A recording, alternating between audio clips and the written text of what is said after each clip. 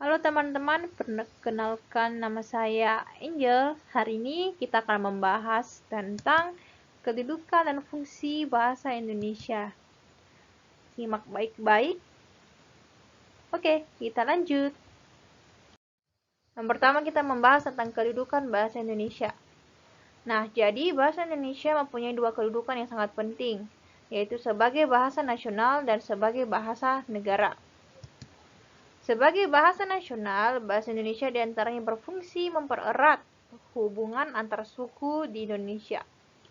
Fungsi ini sebelumnya sudah ditegaskan di dalam butir ketiga Ikrar Sumpah Pemuda 1928 yang berbunyi, "Kami putra dan putri Indonesia menunjung bahasa persatuan, yaitu bahasa Indonesia."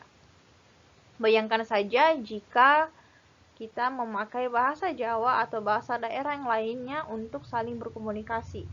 Tentu saja pasti ada kesalahpahaman dan membuat Indonesia menjadi terpecah belah hanya karena bahasa. Sehingga kedudukan bahasa Indonesia sebagai bahasa nasional sangat diperlukan untuk mempererat hubungan antar suku di Indonesia. Ya, dan yang kedua adalah kedudukan bahasa Indonesia sebagai bahasa negara. Ini sudah dikukuhkan sehari setelah kemerdekaan, yang berarti tanggal 18 Agustus 1945, dan sudah diperlakukannya di Undang-Undang Dasar 1945 pada bab ke-15 pasal 36 dan di dalam Undang-Undang Dasar 1945 menegaskan bahwa bahasa negara ialah bahasa Indonesia. Jadi bahasa negara yang dimaksud itu adalah sebagai bahasa dalam penyelenggaraan administrasi negara, seperti bahasa dalam penyelenggaraan pendidikan dan sebagainya. Dan seperti contohnya kita membuat suatu teks akademik atau dalam karya ilmiah atau di dalam administrasi negara, itu kan harus menggunakan bahasa Indonesia. Itu yang maksud kedudukan bahasa Indonesia sebagai bahasa negara. Selanjutnya kita masuk ke dalam fungsi bahasa Indonesia. Nah, kita sudah membahas tadi tentang kedudukannya. Nah, kedudukan sebagai bahasa nasional. Nah, apa sih fungsinya? Ya, yang pertama adalah lambang kebanggaan nasional. Kedua, lambang identitas nasional. Nah, kedua hal ini terkait dengan kita sendiri. Nah, contohnya jika kita berbicara dalam bahasa Indonesia dan tentu saja kita mempunyai bahasa sendiri, kita bangga akan hal itu. Sedangkan ada beberapa negara yang mempunyai mix bahasa. Kayak ada bahasa Inggris, ada juga bahasanya sendiri. Nah, itu ada di negara India.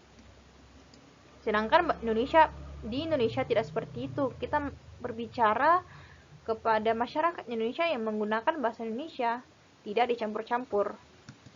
Nah, ketiga, alat pemersatu berbagai masyarakat yang berbeda-beda latar sosial, budaya, dan bahasa.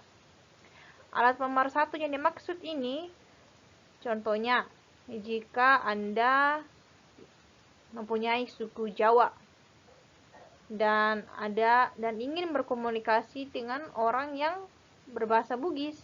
Nah, tanpa bahasa Indonesia, kalian tidak dapat berkomunikasi dengan baik karena menggunakan bahasa daerah masing-masing.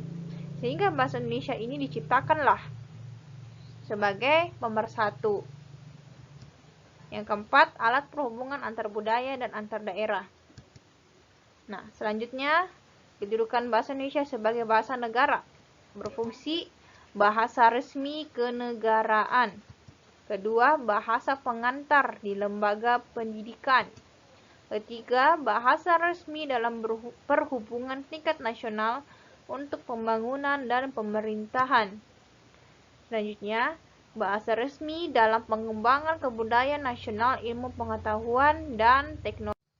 Nah, tadi kita sudah membahas tentang fungsi bahasa Indonesia di negara kita sendiri ya. Sekarang kita bahas tentang fungsi lain bahasa secara umum. Nah, fungsi umum bahasa itu sebagai alat komunikasi manusia. Tanpa bahasa kita tidak dapat berkomunikasi ya. Nah, contohnya kamu berbahasa Indonesia, dan tentu saja kamu berbicara dengan orang yang bisa berbicara bahasa Indonesia. Yang kedua adalah fungsi khusus. Ada tujuannya. Fatik, konotatif, emotif, kultural, politis, edukatif, mengatur diri, mengatur orang lain, interaksi, adaptasi sosial. Nah, contohnya kamu berbicara dengan orang Inggris. Tentu saja kamu harus beradaptasi dengan bahasa mereka. Seperti begitu contohnya ya. Nah, selanjutnya kita membahas tentang eksistensi bahasa Indonesia di era globalisasi. Eksistensi bahasa Indonesia yang merupakan jati diri bangsa Indonesia pada era globalisasi sekarang ini perlu dibina dan dimasyarakat oleh setiap warga negara Indonesia. Hal ini diperlukan agar bangsa Indonesia tidak terbawa arus oleh pengaruh dan budaya asing yang tidak sesuai dengan bahasa dan budaya bangsa Indonesia. Nah, bangsa Indonesia memiliki bahasa sendiri kan, yaitu bahasa Indonesia. Nah, di era digital globalisasi ini sekarang tentunya budaya asing pasti masuk ya dengan sendirinya melalui teknologi. Sehingga kita perlu tetap berpegang teguh terhadap bahasa kita sendiri, yaitu bahasa Indonesia, karena bahasa Indonesia merupakan jati diri atau muka dari bangsa Indonesia.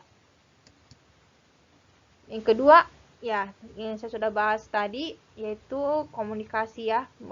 Alat komunikasi sekarang itu sudah canggih.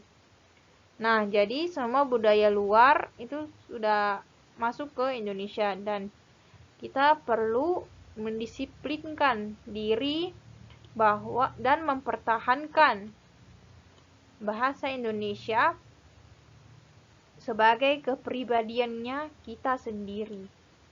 Jadi bahasa Indonesia tetap menjadi bahasa ibu kita, meskipun bahasa luar masuk, tetapi kita tetap berkomunikasi kepada masyarakat Indonesia menggunakan bahasa Indonesia. Ya, selanjutnya kita membahas tentang tantangan bahasa Indonesia di era globalisasi. Nah, tentu saja teman-teman sudah tahu kan apa itu globalisasi.